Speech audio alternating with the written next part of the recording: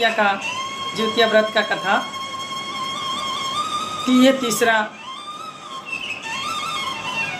कथा बहुत ही सुंदर।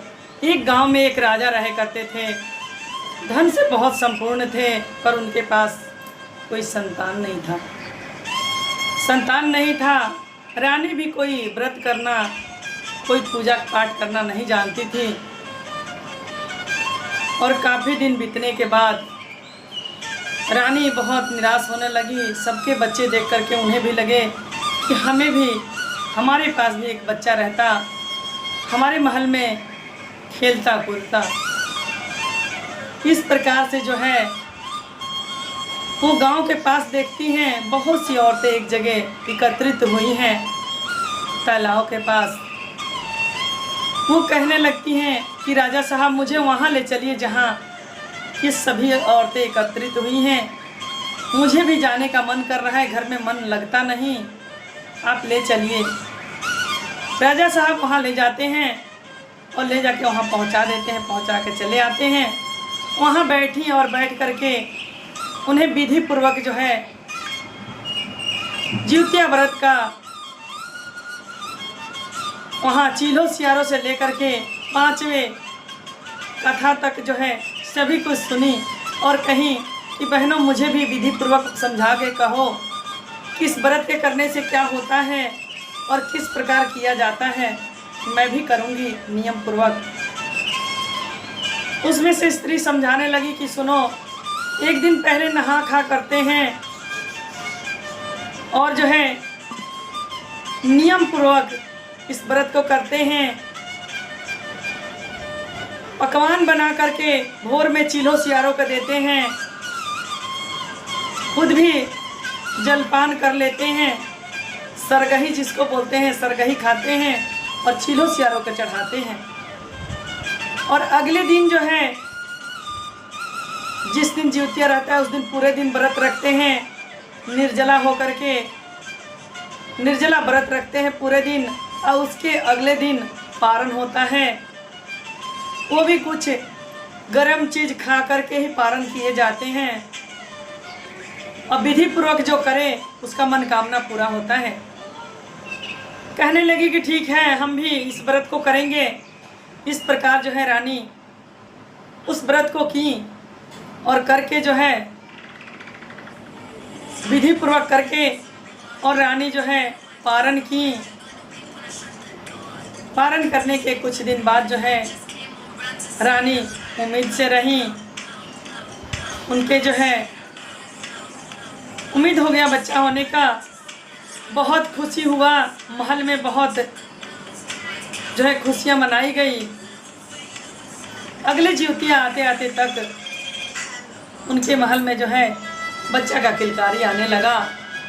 अब बहनों से कहने लगी कि ये बहनों हमें भी बताओ कि किस प्रकार अभी क्या किया जाए। मेरे पास तो संतान जो है जिउतिया माता जिउत बंधन महाराज दे दिए हैं, अब कैसे करें। कहने लगी पहले ही कि आप धागा मंगा करके उसमें जो है सोने का जिउतिया बनवाइए ना। आपको समर्थ हो, जिसको समर्थ ना हो वो चांदी का भी पहन सकता है, जिसको उसका भी समर्थ ना हो वो धागा ही जिउतिया धागा ही पहन ले।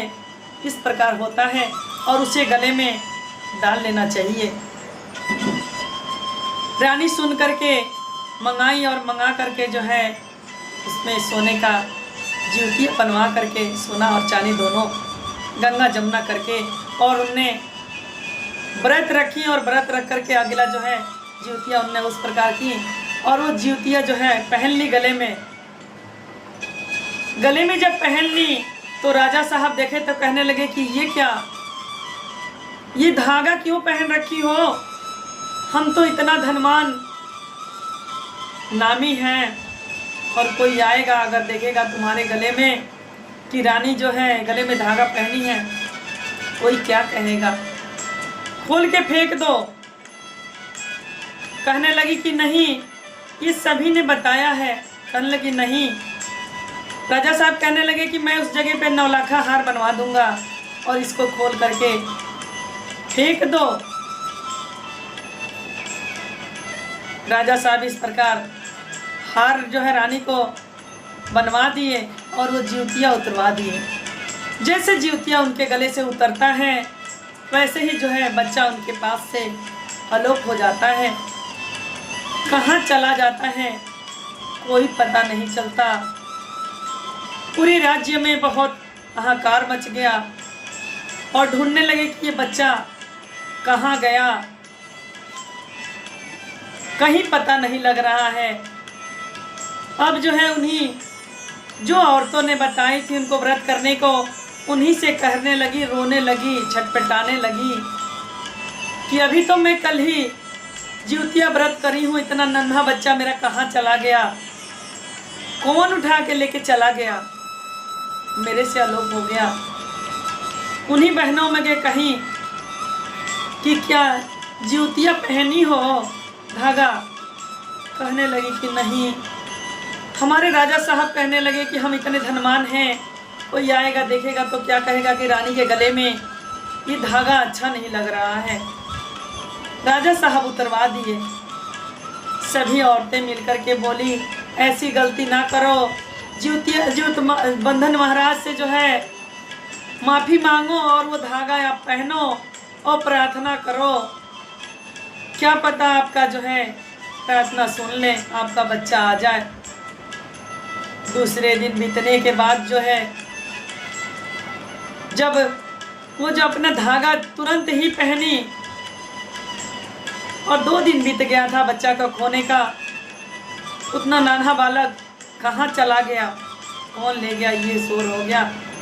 जैसे वो गले में डाली और डाल करके सुमिरन करी, रोने लगी, जीतवाहन महाराज को याद करने लगी।